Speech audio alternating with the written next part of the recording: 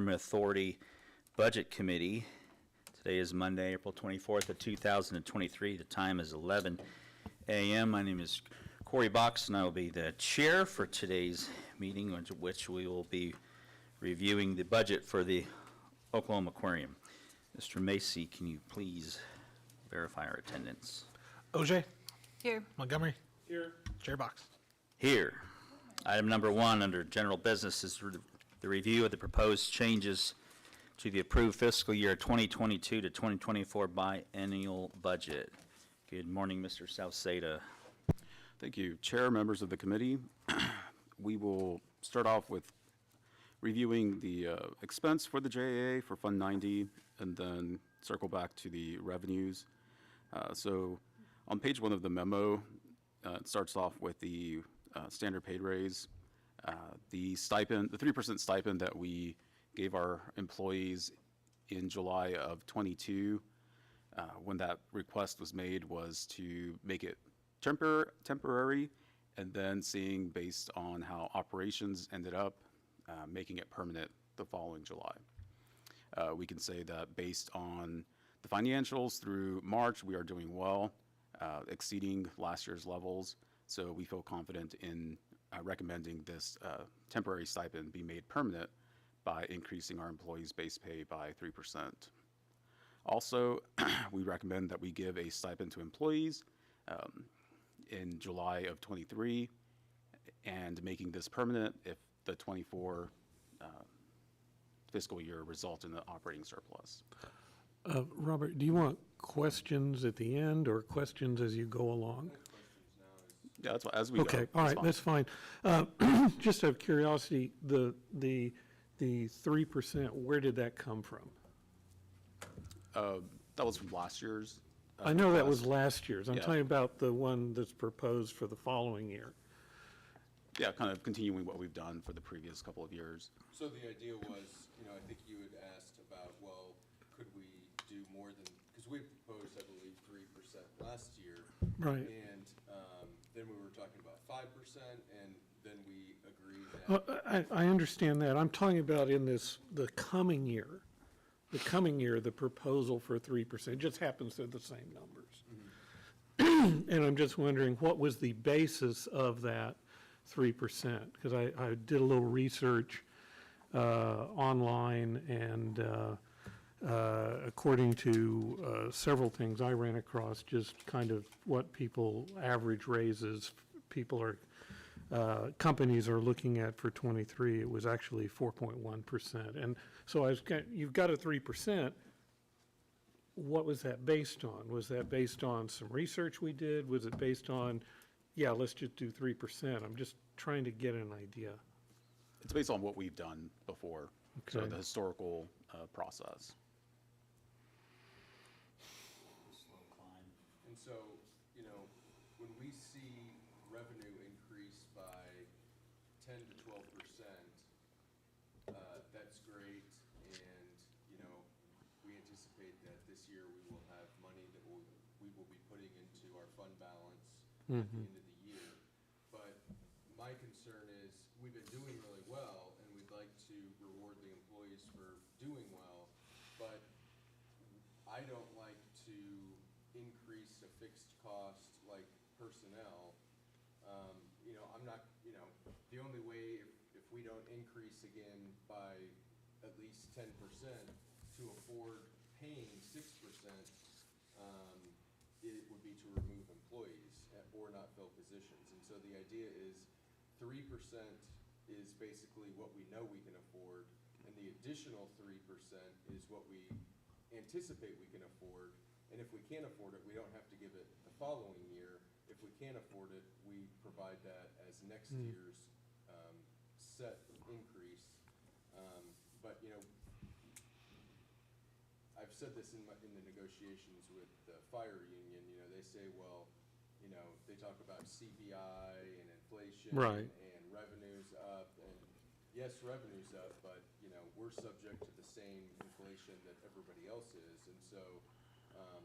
And I like to look forward, not look back. Just because we've had a good year doesn't mean that we're looking forward in the budget process. And are we gonna continue to see these double-digit increases in revenue? At some point, we're gonna level off. And I'd hate to level off in a year where we have increased the salaries to an extent that it becomes a problem. And so I view the stipend as kind of a flexibility for management to, we know we can afford the 3% that we offered as a stipend last year because we paid it and we're gonna put money in the fund balance. And this coming year, I think that we can afford the 3%, but I'd rather not be locked in on that. So, yeah, to basically your question, no, we didn't do research. We, think we can afford it. And this provides us a flexible solution to make it permanent at the end of the year. I would just point out that, you probably need to in the future look a little bit more what else is going on out there. Because if you're only looking at yourself internally, as, Donna and Corey know, having been in the corporate world at different points in time, if you don't look outside, you're going to find yourself out of balance, and then you're going to again have issues with your staff.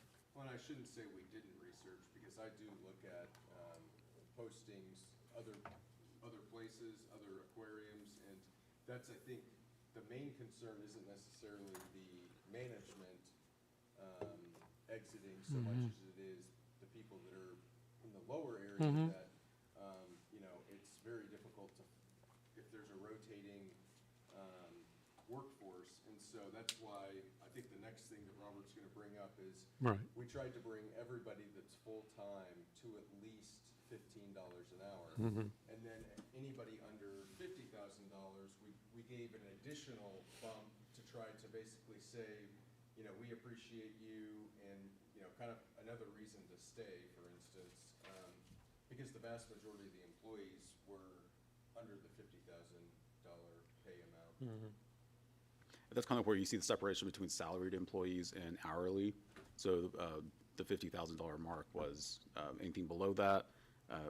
We met with Kenny and John and Krista for the biologists that they oversee, and they recommended, employee by employee, based on their leadership or their level, whether a $3, the equivalent of a $3 increase or a $2 increase. This would be a part of the stipend, so you multiply that by 2,080 hours, and that would be the amount given in July. That's the recommendation there. And of course, that you will find the budget for the stipend in incentive pay. So that was the increase across all of the accounts in 5103 incentive pay. And you're looking at pay raises of roughly 3%, and you're seeing more than that on cost inflation with materials and things like that.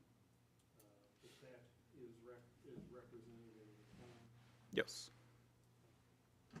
Yeah. So in summary, in July of 2023, if approved, we will come back and do another approval. Employees will receive at a minimum of 3% pay increase, and then a stipend of either 3%, $2, or $3.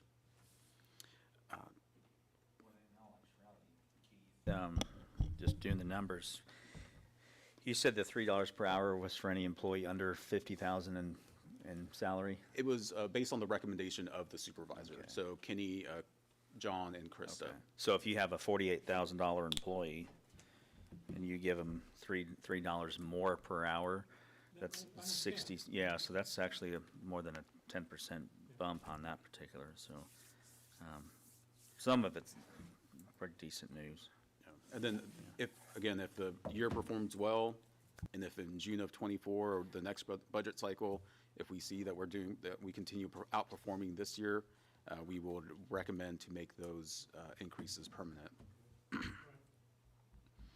So just going through each individual account, changes in personnel or additional personnel.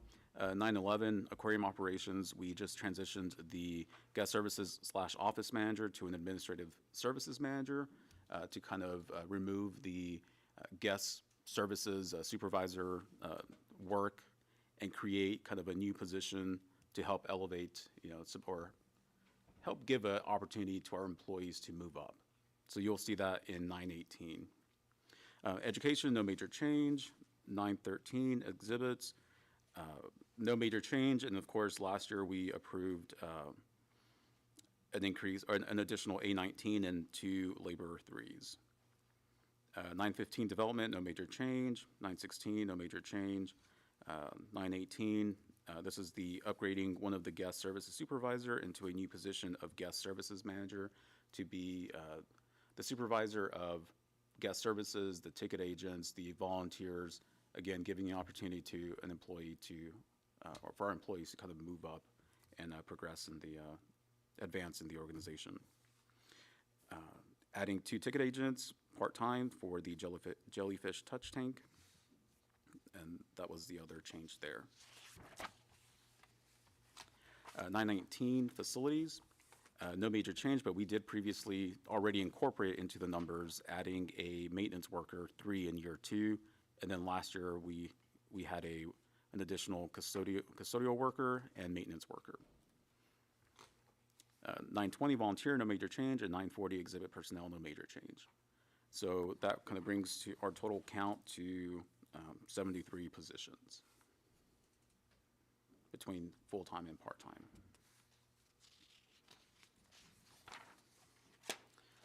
Next, for maintenance and operations.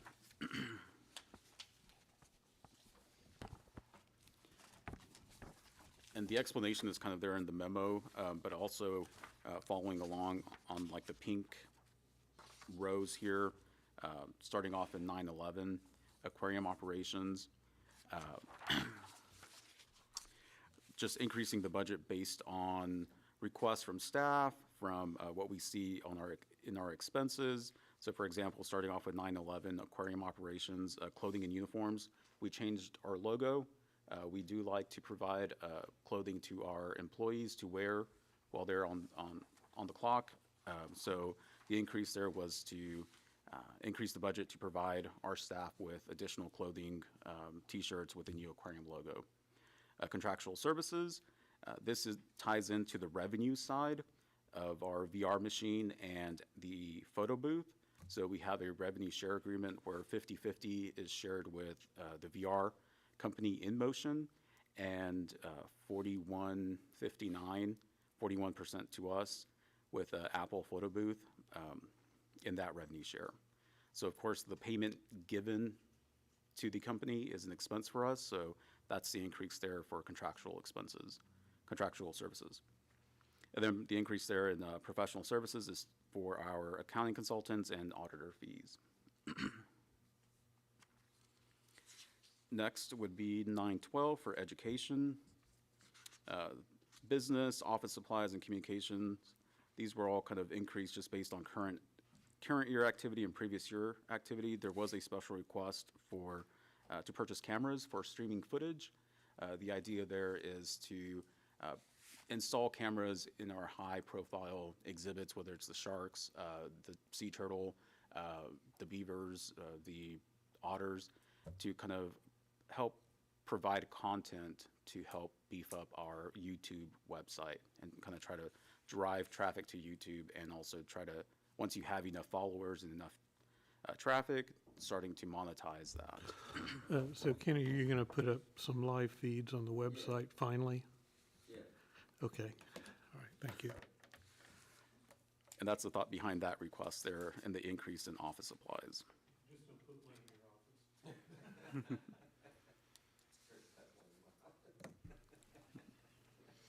913, exhibits and LSS.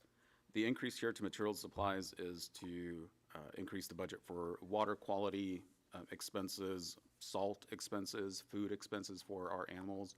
So that's the rationale behind that increase.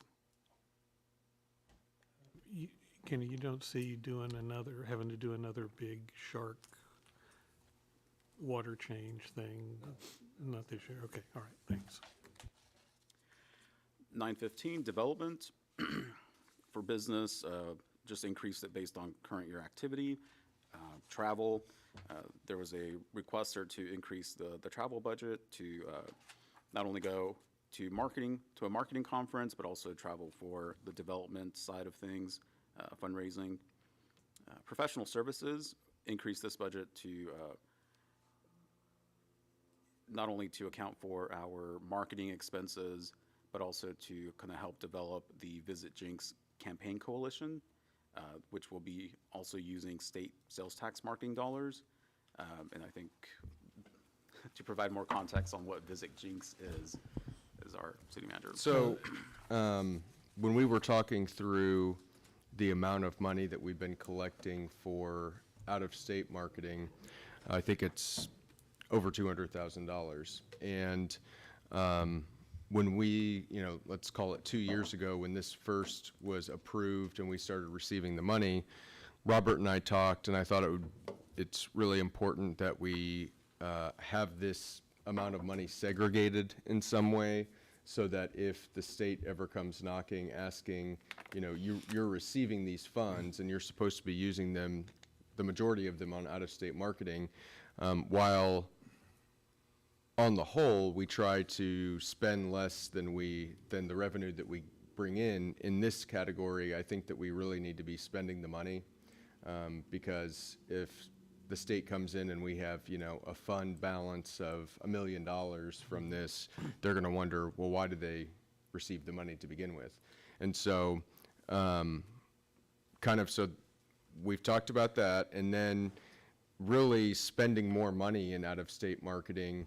The idea was we have a mall coming online here next summer. We potentially have some other attractions opening within the next couple years. And I think we have enough going on now beyond the aquarium to market Jinx itself. And so like the city and chamber, beyond social media or the Discover Jinx magazine, don't really do actual marketing to visit the city of Jinx. And I think that we really will be a destination. And the aquarium is at the center of that. But, I think if we can market Jinx as a whole, it's not just, hey, come from Northwest Arkansas and visit the aquarium. It's, hey, come from Northwest Arkansas, visit the aquarium, visit the mall, visit the Flying T, visit some other entertainment attractions that we have. And I think it will actually enhance our marketing of the aquarium itself to be able to tell people that there's other stuff to do around the aquarium. And so the idea is that the aquarium pitches in, and the city pitches in and has some sort of Visit Jinx campaign. We haven't really fleshed that out about what that's going to look like, but that's the general idea. And so, just to circle back a little bit on that the sales tax we get back from the state, as part of getting that back, that had to be targeted to out-of-state ad. Okay. I didn't remember exactly, but I knew there was something related to that. Yeah, and I think that they added that because that kind of makes it, even though we don't have an analysis, it's more Right. revenue neutral, meaning these are people that wouldn't be spending money in Oklahoma, but because of the aquarium and because they're coming to the aquarium from out of state, we should be able to use the state sales tax to continue marketing to those people. Right. Yeah, because I also know with the mall going in, there's probably some level of marketing we need to do over there. Yes. And I don't know if these dollars can go towards that, because that's kind of local and out of state. There's probably a whole thought process we need to get through on some of that. Yeah, and I think part of that is we need to have conversations with Simon Property Group about, we know our audience, 60% come from further than 50 miles away. Okay, so, let's call it 35% of the people that walk through the door from out of state. I think we need to get that information from Simon. Good. Because, so that we can target, where do they think they're going to have all this information. Where Right. do they think people are coming from? Where are they marketing? And what percentage of the people going to the mall aren't from Tulsa or maybe not from the state? And depending on that number, we could have marketing on site and justify it as, well, there's a certain percentage that's coming from out of state. Well, and I think we'll also see that with some of the other things being looked at around the city. I think there's some marketing tie-ins there. I mean, I've talked to one of the developers that since he's going to continue to own some of the facilities, I think once he's a little farther down the path, I'll get the aquarium people with him to see about what can we do. Yeah. So, okay.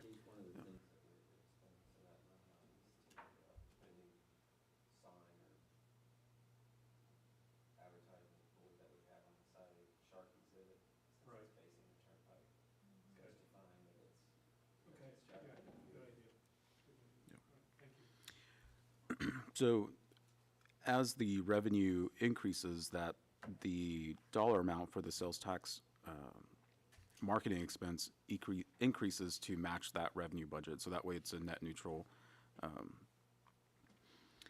916 for events, professional services and subscriptions, just minor increases there just based on current activity. 917 is a new account. This is to account for any ODWC related expenses to the Aquatic Oklahoma exhibit.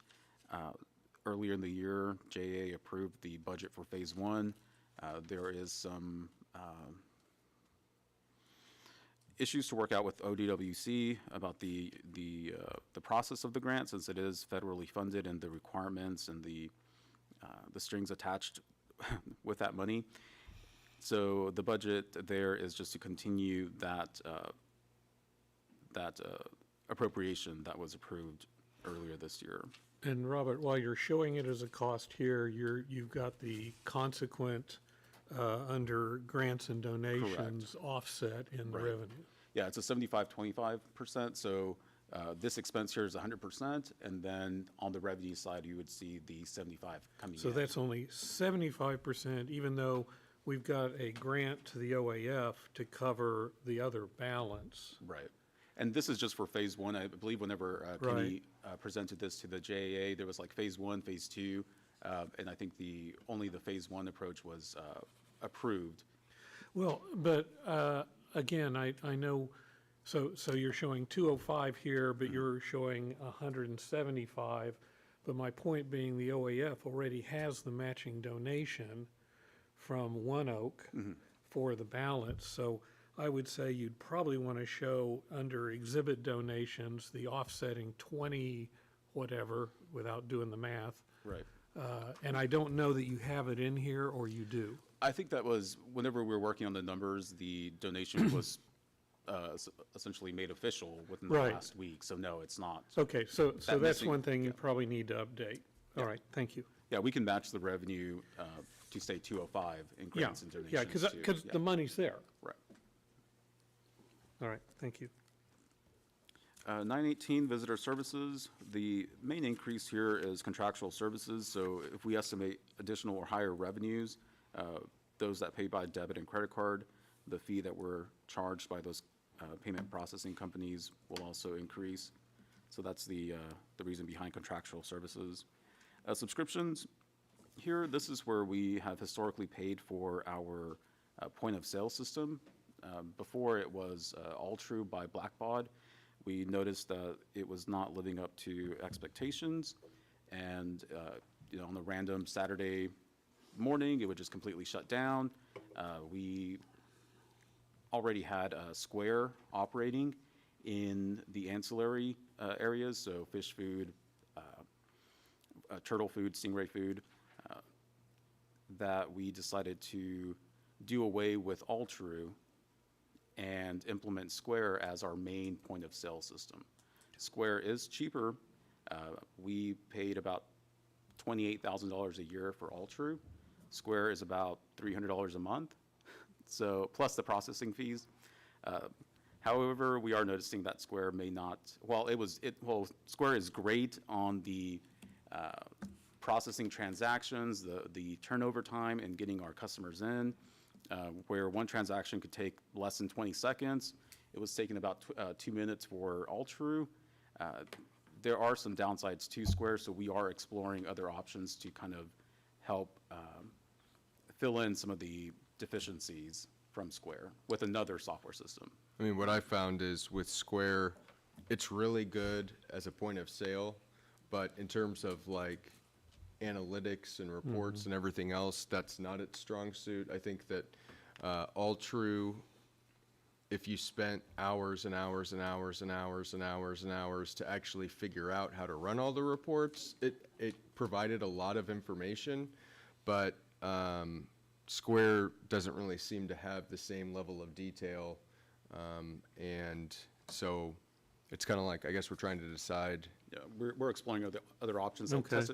For example, there's a software called Testatura that Philbrook uses and other cultural institutions around the country use that function that would cover what we need. So whether it's a point of sale system, but also the analysis.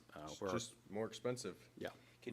Is there a chance you could use Square just for point of sale, export the data into All True and just reduce our subscription to All True, get rid of the point of sale, but just keep the back end record? Is that even a possibility, or is it? You know, all- everybody always says Okay. with software, it'll talk to this, it'll talk to that, and. Well, I say it every day for my living. That's what I do for a living, so, I mean, I'm not talking about an interface, but really just, if we could take at the end of the day, if Square can give you a CSV or an X file and you import it into All True, and then, is that not? So Square kind of prides itself on the privacy aspect of it. Okay. So what we're finding out now is like, oh, we can just tell where people are coming from based on the credit card information, the Yeah. zip code. Well, that information is encrypted. So whenever you look at a transaction, it's just a bunch of numbers and letters. Okay. And they are working on trying to maybe allowing their customers to kind of peek through just by saying a sum of zip codes without it being tied to a specific transaction. Yeah. But it's something that they're working on, but that's not currently available. So, okay. What do other aquariums use? Is the solution right in front of us? We just need to ask? So there's no industry standard? You guys don't go to a trade show and there's not some King Kong software company there? So for example, like the Georgia, This was supposed to be all true. It's been a nightmare. But we got the reduced, there's like the huge black ball package, but it's ridiculously expensive, and it was way too hard to maneuver, taking way too long. So I know in Tulsa, Tessatora is used in a bunch of different Yeah. attractions, so that seems to be the standard here, but yeah, so the increase in the budget there is to allow us that flexibility as we continue to search for a replacement that we know that Tessitura is going to come in at 100 plus based on the last quote, but we just want to, the thought there was just giving us the flexibility if we do want to make the change. And of course, any contract or agreement beyond a certain dollar amount requires JAA approval.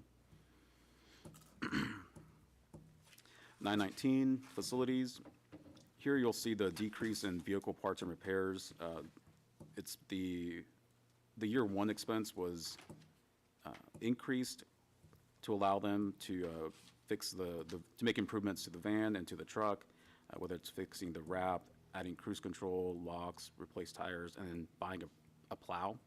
So that's kind of one-time expense, so there's that decrease there in that account. And then also utilities, of course, the cost of water, the cost of electricity, gas going up, and that's the increase there in utilities. 920 for volunteers, no change. 940, Just on, you also have quite a bit of an increase in insurance. I mean, just when I look at actual, if I annualize actual, you know, you're What page you on? going, there's not a page number on this, so I can't tell you. Brandon will add that in the next year. Can we? Yeah, I think no, I it's asked, in the detail. I think we asked for on- page on- numbers last. It's on the detail of account 919. You know, if I annualize your insurance, it'd be 145, and you're showing 175. yeah, when we prepared year one and year two for 175 a year, that was with the thought of, you know, OMAG had declined to insure us because of the condition of the roof. Okay. There was an alternative found, CNA insurance, that they were willing to insure property, auto, and all that, general liability. So we just didn't decrease it. Okay. Yeah. We left it the same. 920 and 940, no change to those departments. And then we come to 923, which is the capital outlays. So you'll see the major projects that they will attempt to address during the coming fiscal year. A couple of these are just kind of standard appropriations that, you know, as needed basis, whether to replace AC units, and then some of them rolling forward that they didn't get to address in the current fiscal year. So the asterisk there represents a carryover from fiscal year '23, with the bathroom upgrades being rolled forward, but then the request was to increase it up to $80,000, $40,000 per bathroom, male, female. The bathrooms by Polynesian. By Polynesian. Okay, and Kenny, is that a project you guys are gonna, It's gonna contract. well, I know, but, We're gonna design it, or I'm gonna design it. and do you expect to get it done next year, or is it gonna be partially done? I expect to get it done next year, Okay, thank you. and then eventually we'll move to the north. But the ones in the south are in really bad condition. Yes, I think to sweep the floors. I agree. To mop Compared to the and rest of sweep the the floors. Yeah. No. So those are the capital outlays there for year 2 that are planned. So that, if you have any questions, that wraps up kind of the expense side of Fund 90. And before we get into the revenues, if you want to get a bite to eat and we can continue on. Yeah, oh, and I still had some questions on how when the expenses get totaled up, just to understand what's going on. Okay. Yeah. While you guys read, I'm going to put page numbers on all these. Oh, there's page numbers on the digital one. Yeah, well, it doesn't print. The page numbers don't print, because that's what I'm working on. No, I mean, is they're not printed. Find a piece of software that cures that real problem. You're gonna take a final break. Oh, yeah, yes. Trustees have requested a 5 to 10 minute recess. Thank you.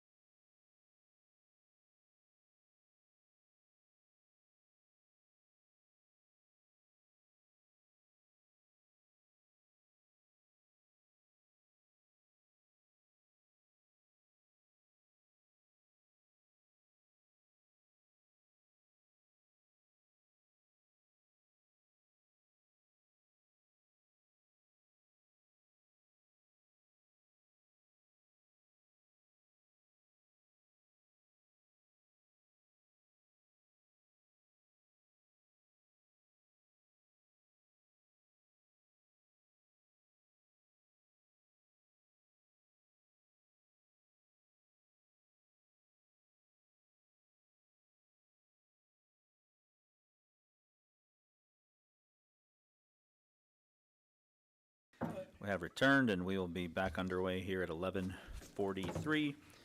Mr. Salcedo, what page are we on? I mean, where are we at, brother? Well, we're still talking about costs.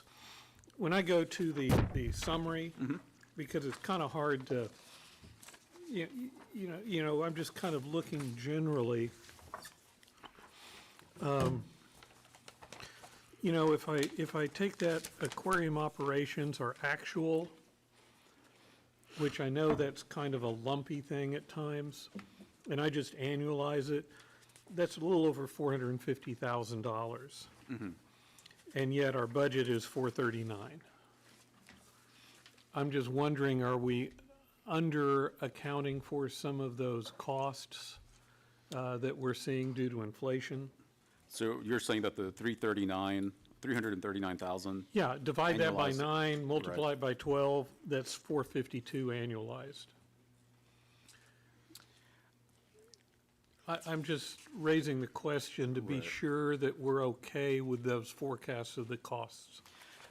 I think if you look at the individual accounts, and we do try to keep our, a tight control on the expenses, I feel comfortable in what we have here. Okay, Yeah. all right. I just want to raise that question. Going down to exhibits LLS, if I do the same thing, and I annualize that 13700, annualizing that, it's about 1.8, and we're showing 2.3 roughly. Right. And Same it's- question. That with the larger dollar expenses for salt or for food, it kind of depends on when they actually purchase the food. So it could be that the food for the next quarter has already been purchased or has already been entered into the system as of March, right? So it would be reflected in these numbers. So then going forward for April, May, June, we may not have that additional expense. Right, so your comment there is you're okay with the forecast because that's kind of a lumpy number. Right. The way the dollars roll through. Okay, I just wanted to be sure. Same question on special exhibitory force account 940. That's, if I annualize our actuals, that's about 157,000. Right. And here we're showing 233. So in that account, we have the budget for 4 positions, and only 3 of the 4 have been filled the entire year. So that one additional position has been held open. Okay, And then the budget for year 2 still allows that flexibility, that if there is the need for that additional person, we have the flexibility to fill that position. okay, all right, thank you. Then I had no other questions on cost. Okay. So then we'll switch over to revenues. Of course, the first 2 being memberships and ticket sales. So we'll just refer back to the memo right after capital outlays. The overall number or approach here is for membership and ticket sales is to look at the most recent 12 months, kind of do like an average. And on the conservative approach, do a minor increase for organic growth, so additional visitors. And then the rest of the increase is a price increase. So the request here for admission or for ticket sales would be to kind of move towards a dynamic pricing model where we institute a peak season price point for adults for starting in March, so the beginning of like kind of to capture spring break, and all the way through August, so once kids are back in school. The recommendation there is a $5 increase to adults, and then once September rolls around, we would reduce that to our current levels of $19.95 for adults through February. You know, I did some quick looking online, and I found some of them that do few places that do the Dynamic pricing. dynamic pricing, but a lot of them, it's more like $2 or $3, it's not $5. And I just wondered, did you guys think about, with everything that happened, all the inflation, I don't think anybody would get terribly upset if our price moved to $20.95 as an example, and then do your dynamic on a lower number than the 5. I know at least my thoughts were, once we break the 20 threshold, it may as well be 24.95, because, you know, I guess psychologically thinking 20.95 or 21.95, it may as well just be the 24.95. And I think, you know, on spring break and in July, when we have days with 5,000 people, you know, even if 500 people decide not to come because of the price, we still make more money and it's still a better experience for the guests. Not to be quite so crowded, but Kenny might. Yeah, also we're targeting out of state, not so much, local. So during the peak times, you know, the idea is out of state travel, people are pretty much accepting or used to paying a lot more. That, you know, they're just not as budget minded, and also that we're falling quite, you know, even with these bumps, we just haven't been aggressive enough to keep up with the increases in the industry as far as where our price point is.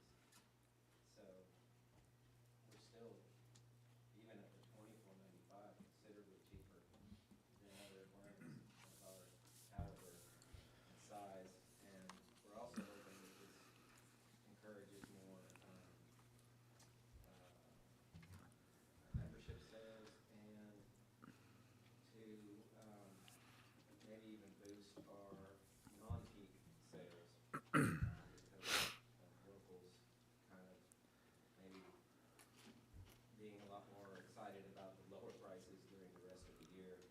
But the main thing is that we're pretty far behind on our total pricing, and we're going for our out-of-state customers, which is quite high in the summer, and we're getting really busy.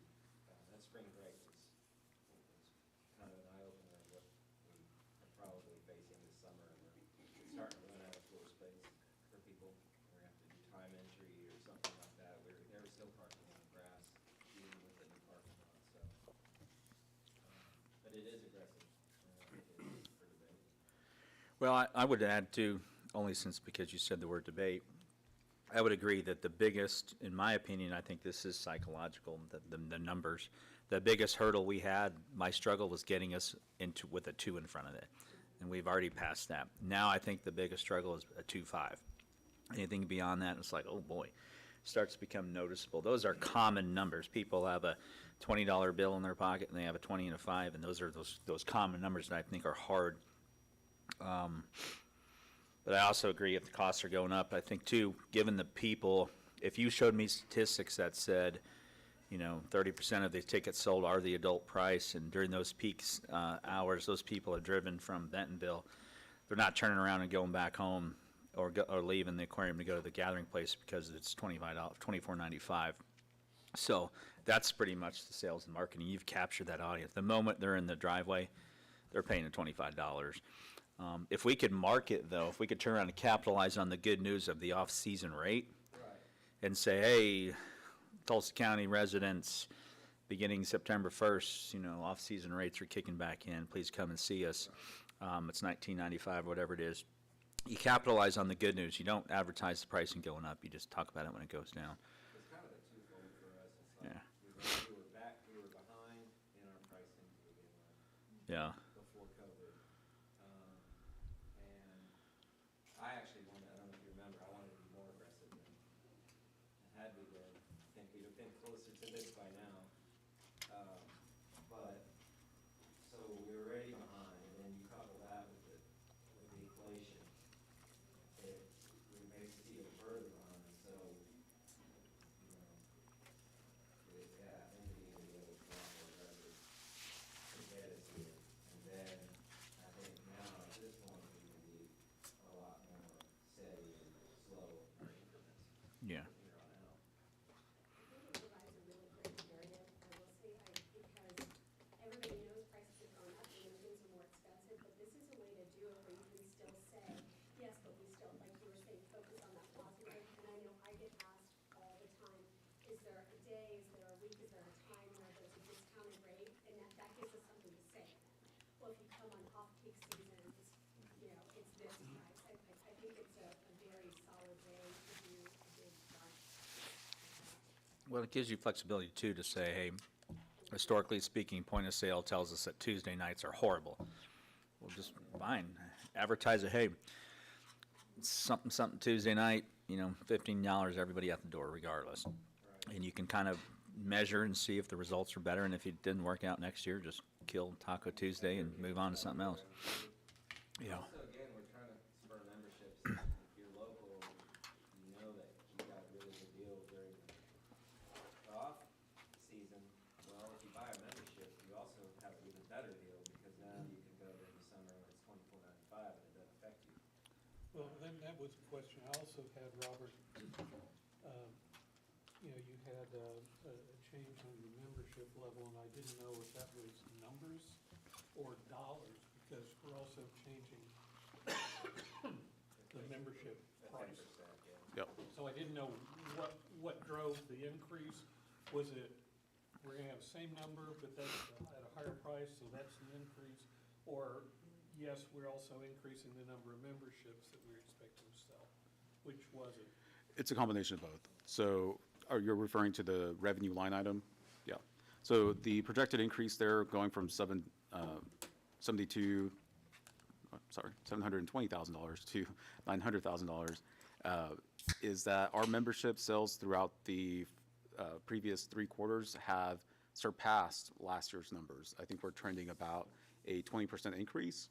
So the thought there is, can we keep the same level of membership sales and then also throw in into the calculation at higher prices? So the second request here in the memo is to increase membership prices going. But that's in here. Yeah. Yeah. So the recommendation is to increase membership prices effective July 1st. We tried to look at a 10% increase for most of the tiers. It looked a little bit weird just to go to $82.50 for individual, so we rounded that up to $85. So that made it a 13% increase.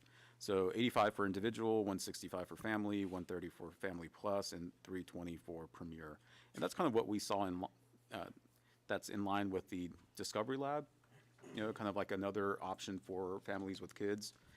That if you're going to buy a membership there, what does it cost for a membership at the aquarium? Comparing the two, and with this price increase, we will be in line, if not a little bit more expensive. But you know, we have 10,000 fish to feed. Right, right, like $10 or $15. Yeah. So you average your existing and your dynamic prices, what's your effective annual price? Oh, so the dynamic pricing is on ticket sales. Membership prices, I understand. yeah. I understand. That's my question, is what's your effective annual ticket price then? Let me see if I can pull that up. Man, the salsa's hot, we're gonna have to cancel this meeting. I told you you needed to get a Coke. Off the top of my head, I would just guess 75% of the $5 increase, because the vast majority of people visit the aquarium between March and the beginning of September.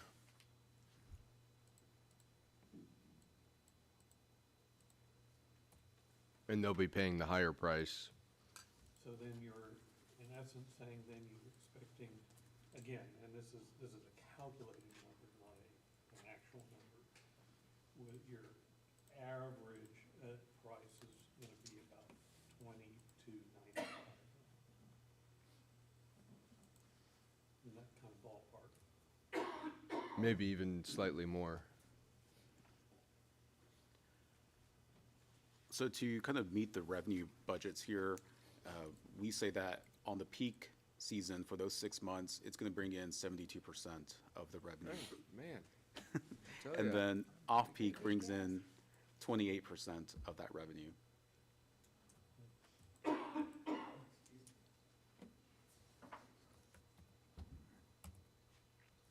that's just a help. Yeah. We're offering more member perks now, like 2 Tuesdays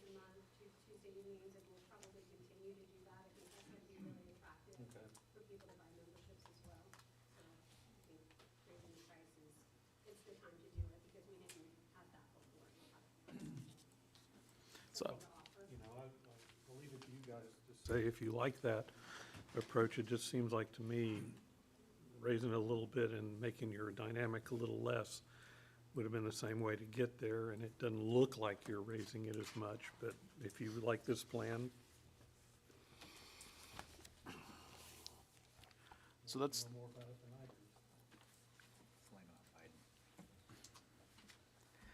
that's the recommendation there for membership prices and ticket prices.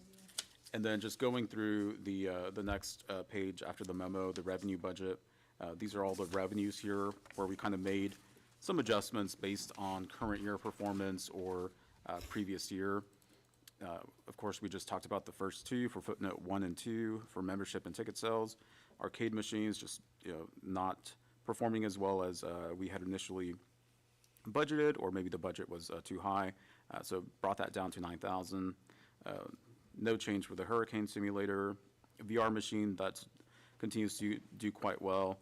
Increased the budget there to 285, footnote number 5. Mechanical bull shark, we haven't used the bull shark since it was in disrepair, or, it had to be repaired, but we anticipate using it in, I think it's been repaired, and using it for the birthday party and for summer activities like Boom Fest. No change to kind of the press penny machine, the photo booth, increasing that based on current year performance. Of course, and again, as a reminder, that's a 41-59 revenue split. The carousel continues to perform well.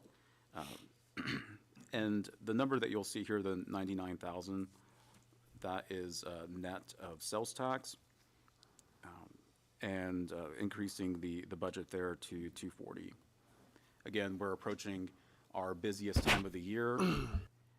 This will be the first time with the carousel, so we don't really have that historical data. Well, they are gonna have dynamic pricing with the carousel as well, so we're bumping it up to dollars. We did that for spring break, and it was a continuous line regardless. We heard nothing. And then we dropped it back to where it is right after. Event sales, footnote 11, increase that based on current performance. Some of the events, we just, for example, at the beginning of this month, received a payment for $25,000 for a prom. So if you look at current year to date and think that maybe it's a little bit off, just know that in the last quarter of the year, we do have some high dollar events for proms, and I think there's a corporate picnic on the books. The gift shop, again, increased that based on prior year performance and current year performance. The same thing for the cafe deli. Event catering, kind of just kept that the same. Halamarine, bumped that up just a bit there to try to make a new goal for ourselves to achieve 80,000 in revenue. E-tickets is to be looked at with ticket sales. So overall, we have 4.7 million in ticket sales, whether that's paying in person or e-tickets. Why do you even break e-tickets out separately? I was gonna ask that. I mean, it's a ticket. It doesn't make any sense to me. It was for analysis on, to see who pays ahead, right? And the idea was maybe. I like to see it broken out Yeah. so that we know. But isn't the cost of that ticket in the end, the landed cost less? I mean, in every other industry, selling a ticket online is cheaper than in a point of sale transaction. Yeah, I mean, we Is that the wish case that here? more people purchased e-tickets, but, a lot of places now, that's the only place you can buy the ticket is online. And a lot of places also offer a discount if you buy ahead of time. So I just like to see it, instead of having to run a separate report, see it broken out in the budget. Is there any way to get people motivated to do that more instead of? Yeah, I mean, I think offering a discount, marketing, that you can buy your ticket online, maybe skip the line. I think there's a lot of different things that we can do. It just hasn't necessarily been a priority. I mean, like, you know, you're at the door and you have this long line, Yeah. scan a little Mm-hmm. thing, So- purchase your tickets. The biggest problem is our queues, the way we queue people, the way the aquarium crew will be trying to, it's not conducive to a fast line, getting people in without having people out there with the iPad or what have you, which we do. Yeah. So it's not like you have like a, you know, a memberships line, an e-ticket line. It just doesn't. But I think not next year, but in the near term, I'd really like to explore putting the point of sale inside and the spine being the entrance for the aquarium so that people don't have to wait outside when it's cold or raining. They can wait inside and we can design the point of sale system so that we can have separate, we can think about it. Because right now we're just kind of stuck with what, you know, was planned 20 years ago. Closing the covered walkway? No, I mean, moving the ticketing from where it currently is somewhere inside, whether it's near the gift shop, near the arcade, so people can queue in the Great Hall. Okay. Can we sell tickets at a kiosk? I mean, we can. Okay. Well, I'm sure you thought The of only the problem is that. Chick-fil-A, and it's the best way to do it. The Just only get problem somebody out with there that, with an iPad. for me, is you miss an opportunity to sell a membership, you miss an opportunity to sell bracelets, and that kind of thing. So, I think that's something that we need to think about, because there is this, spiel that the ticket agents give, and part of that is to sell a membership. And with a kiosk, it's much harder to do that. I mean, it can be on there, I guess. Sure. It's just the human aspect of it, and also would you like to buy, you know, would you like to donate $3 for a bracelet? It's just all those things that you could, add on that can be missed, by having people use a kiosk. Or quite frankly, even online ticketing, you miss that opportunity for what it's worth. Okay. So after that, we have grants and donations. Here, we have the 75% from ODWC that we will increase to match the expense, and also the contribution for the Director of Development's salary subsidy from OAF. State sales tax marketing dollars, this is tied to 4.5% of ticket sales, membership sales, and e-tickets. So the formula there is to look at the budget for those three items, and then the 4.5%, which is the state's portion, that's the anticipated amount that comes back to us. And that doesn't change with TIF or anything. No. Birthday parties, just based on current year performance and last year. Nothing for reimbursements. Fish food, increase that to match, based on previous year performance. Nothing for wishing well. Decreased fish and fireworks, so footnote 25.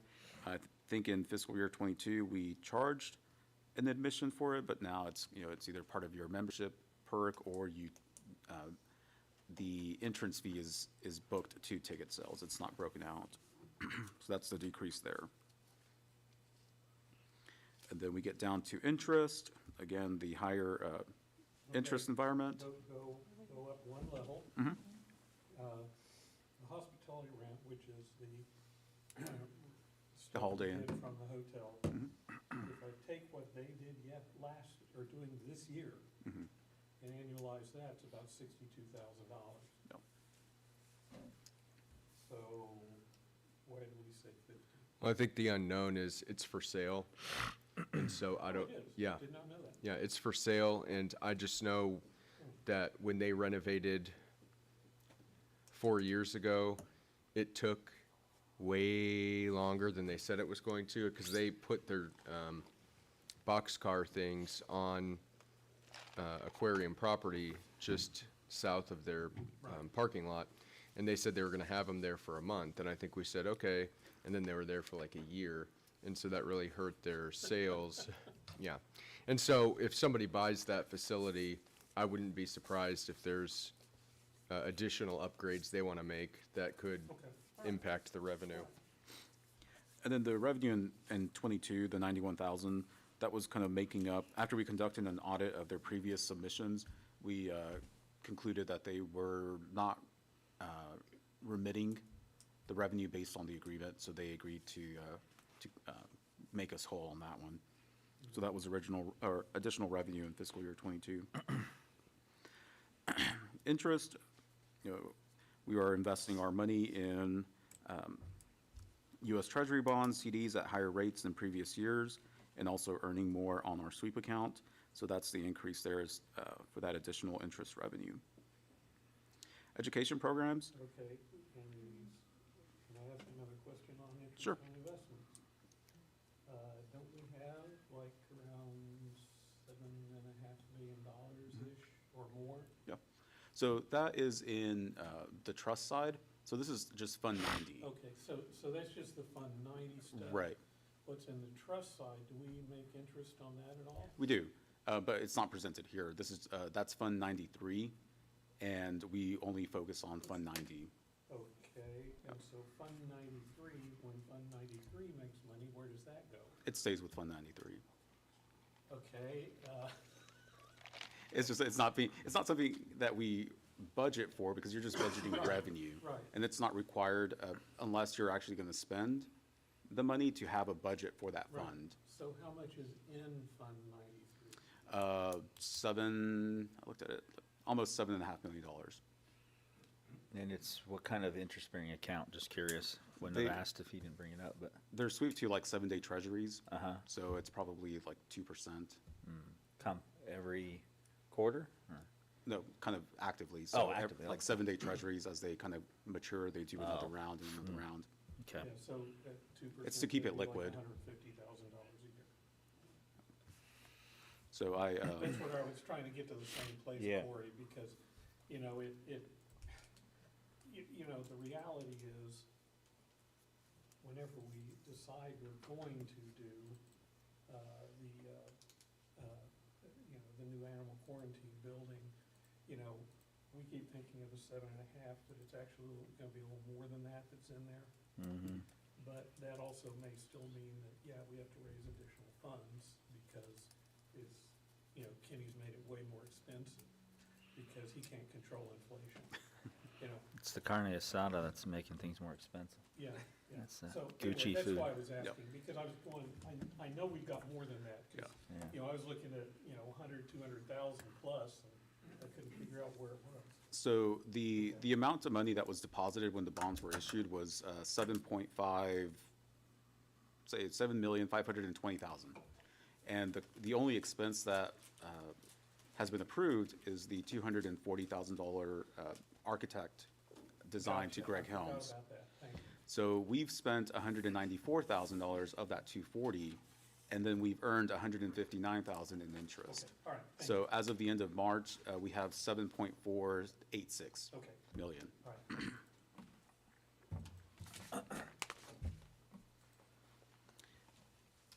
Education, this is just based on current, previous year performance and what we have reserved already or on reservations for this current quarter. So we bumped that up to 190. So we have about $111,000 in field trip reservations for this quarter. Yeah, those education employees definitely, And I've noticed since we are doing a lot more there, are we staffed appropriately there? Right on the edge. May not be a bad idea to eventually hire part-time or a part-timer. But we're right, it's doing right. Okay. and it is seasonal. So most of the That's part of the work happens spring break or February through June. And then the rest of the year, they fill in with some field trips during the fall and then help out with big events like Halloween and Sounds like a great opportunity to hire a college kid looking for a job. You could expand the summer camp program. Yeah. that way. I mean, you ought to consider something like that. And then the last revenue there would be the Fish Friends donations from OAF. I think they've committed, 50,000 a year, so we just left it there, even though in the previous year, they brought in 90,000. And then we have our little section for what we will spend our fund balance on historically. The first one would be the transfer from JPWA to the aquarium. If the aquarium ever failed to meet or generate enough revenue to cover its debt service, that's the $500,000 there. We haven't had to use that transfer in the past 2 years, but we continue budgeting for it just in case. And then we have fund balance for the capital items that match the amount there in 923. The personnel working on special exhibits in 940, that's the use there of fund balance. And then the transfer over to risk management, our rainy day fund, which is Fund 91, where we pay out employees reimbursement of the health insurance deductible. And that summarizes How much is revenues. in Fund 91? I believe it was like less than 200,000. So Fund 93 is the largest fund as far as total dollar. Because it has a debt, or it has the bond. The money. Yeah.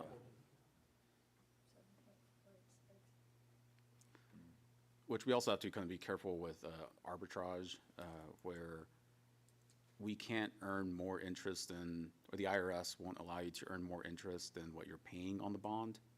So every 5 years, we have to have a special calculation performed to make sure that if you did earn more interest, then you have to repay that to the IRS, which hasn't been a problem for the past 10 years since we were in such a low interest rate environment, but now it is getting, when you're seeing 4% or 5% interest rates, it eventually becomes a Yeah, but problem. short-term rates being so darn high compared to long-term rates, yeah.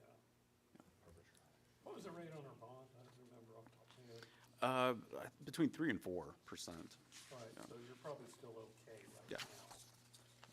And I've had a conversation with our bond attorney where, well, worst case scenario, you maximize your interest return, and then you just have to pay back that difference to the IRS.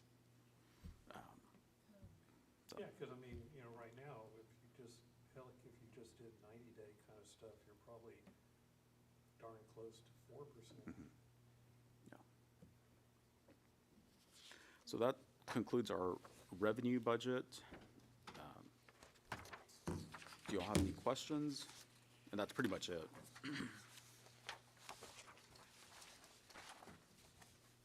Questions? Donna? Keith? I think I got all mine. Okay. All right, thank you, Robert. Let's press 45 Where would minutes. the, where would the extra say?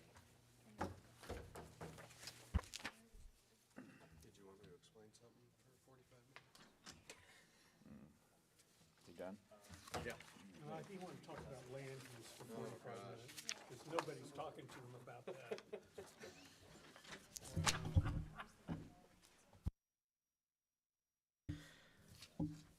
All right. So, Last call, any questions for Mr. Salcedo? All right. We don't need to, I think we have to approve, Yeah. So I would move to. we'll move on to item number 2. I'll wait for everybody to be paying attention, and I'll let you make.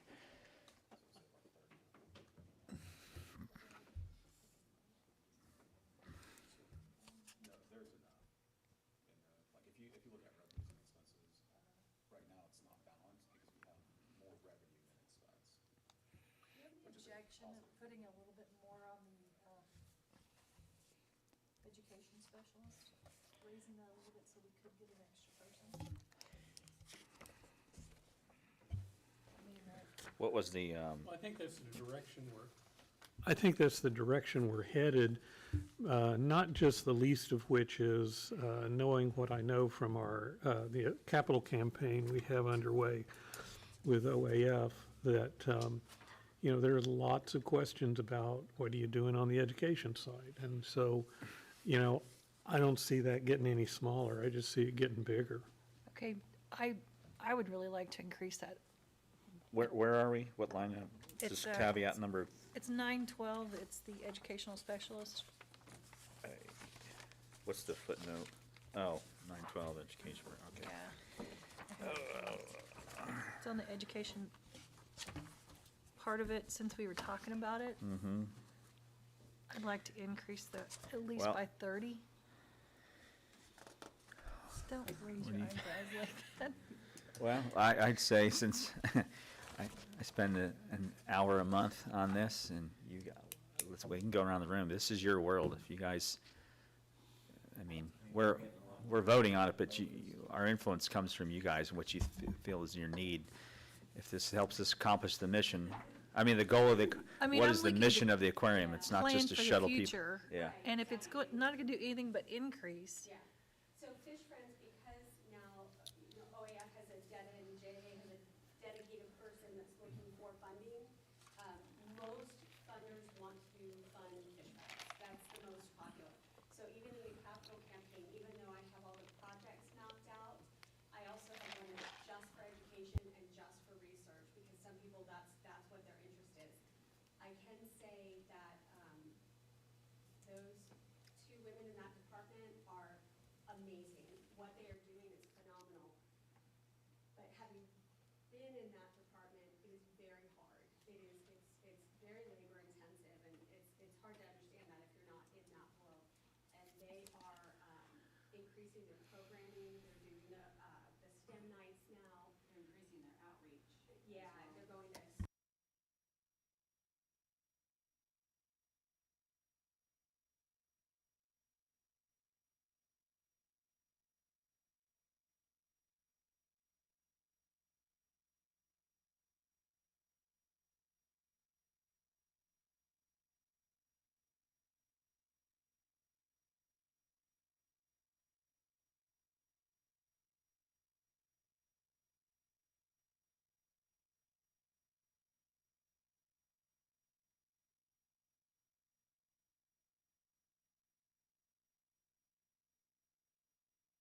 continue to grow, because we're gonna keep getting more Fish Friends money, and we are continuing to get opportunity project money. We're about to try, I'm gonna negotiate an increase in the OERB funding.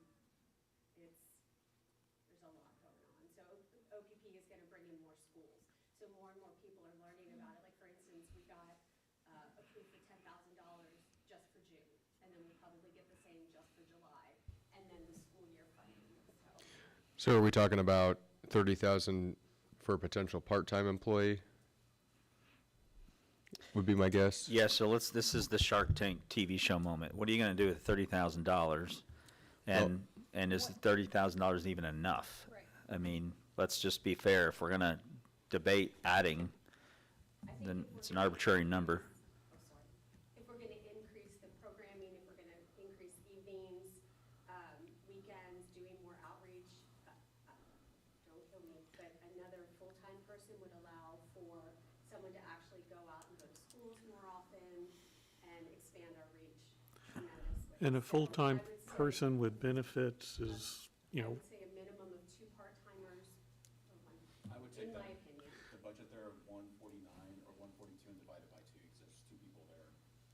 So anywhere from 60 to 70, of course, that's, yeah, I was gonna say it's probably in that 60 to 70 range for an With additional total party. loaded cost? But you're probably also not gonna hire them right off the bat. right, I think we would test it as a part-time position. Which- but you would need to plan for Yeah, yeah. full-time. And one of the things is when we do that shark quarantine, we won't have any of those tours anymore. That we do Right. with the shark quarantine, So, Yeah, yeah. so that'll ease up a little bit, but at the same time, we are expanding, like Ann said, with the other. right, you're gonna reduce on something, but you're gonna increase on something Right, else. like the outreach and Tuesday nights, the STEM nights and things like that, Right. so. So, I think if we do it, part-timer would be a good way to start, and see how that pans out, I think the budget can absorb that, part-timer. yeah. Because we have the ability to hire part-time people that may not be in the budget, but we don't for full-time. That has to be budgeted.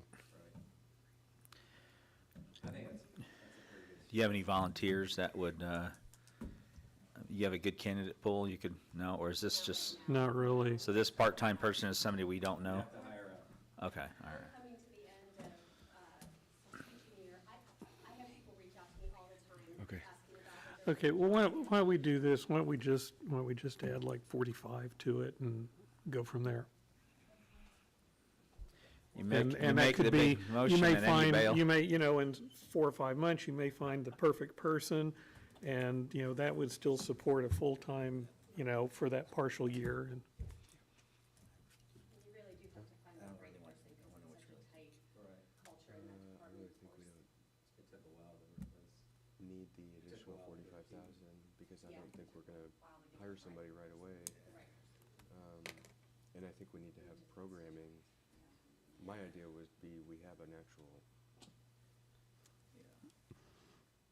My idea would be we have an actual plan and a program, and we can start, maybe when things slow down for them this summer, we can task them with explaining what, because maybe we can get a part-time person that does the field trips, so Hallie can go do more outreach, because I think the more, the field trips, while it takes a certain amount of skill, I think going and doing outreach to raise awareness is a different skill, and perhaps a more mature skill. And I think that, so if that's what we want to do, whether it's outreach, whether it's summer camps, or whatever it may be, I think if we can come up with a plan for this is how it's going to work, and because Hallie's going to be out doing this, she won't be at the aquarium, so we're going to need a part-time person, at least a part-time person to fill in for her. I'm fine with the 45,000.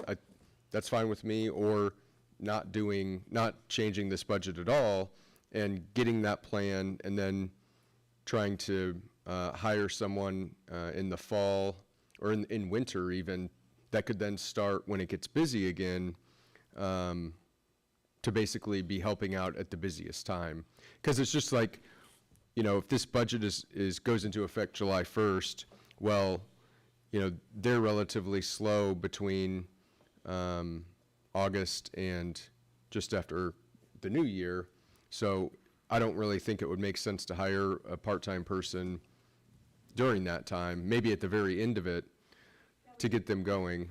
That would be my only suggestion. It takes a long time to get someone trained Mm-hmm. to teach the program, so the longer someone has to follow is great. And if it's in that slow time, that's perfect, because they'll still get, because it used to just drop. When June 1 happened, there were very few school groups, but post-pandemic, it's year-round. It's just, obviously nothing like during school, but so many schools have in-school programming to keep kids engaged during the summer or fully year-round schooling. So there'll still be enough requests coming in to help train, but yeah, getting someone in. When do we do the outreach for gathering place and sending? Summer, This yeah. summer. And then we're even sending Hallie to Capitol, Yeah, we're gonna sending her with animals. So what's your suggestion? You push this off, we don't need it just yet, or let's just stick with 30,000 since we really don't have a plan? This was an idea. Where do we want, where's the happy medium? 30,000? I would, whatever, whichever number, we just Yeah. if Yeah. we don't put it in the budget, then there's Yeah. always an argument to not do it.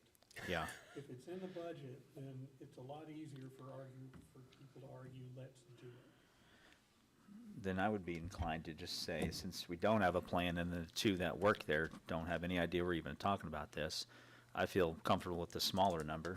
You guys come back with a more organized plan, and if we need to fund it further, What was his, we can. Modify the budget. what was his number? Somebody threw out 45, so it grew while you were in the restroom. If you leave again, it'll be 60 by the time you come back. Personally, I don't have any problem with 45. But we just don't have a plan to justify It it. doesn't take that long to get a plan. It takes a long time to hire somebody, apparently, and by the time Well- we even get around to it, we're in the slow season, so just a little bit of context. It's gonna be easier with the hourly wage increase, though. That might help with Yeah. bringing someone in more quickly. If you hire a part-timer and they work 1,500 hours a year. You may, if you have that goal of giving them $15 minimum, that's 22.5 plus whatever part-time loaded benefits. I think 30 is a pretty reasonable number. And if we're wrong, big deal. We're wrong low. I'd rather be wrong low than wrong high. You get someone just out of school who's looking to gain experience, you can get some great people. Yeah. And I mean, if you, the position will move through rather quickly, but that's, in my opinion, that's okay. Then you're always getting people to a place where they're really knowledgeable and then, you know, go from there. 'Cause part-timers aren't gonna stay, obviously, but it's a great way for them to get experience. And I just said to Janice, we could bring someone in tomorrow and their day would be filled up from start to finish. It's just always something, you know, which Okay. is great. You good with that? I'm good. Yeah.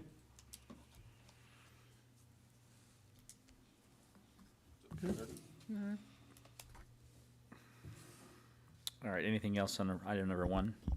If not, we'll move on to item 2, request to recommend to the Jinx Aquarium Authority for fiscal year 2, the fiscal year 2022 to 2024 biennial budget and its related documents. So moved. Second. Thank you. Let's vote, please.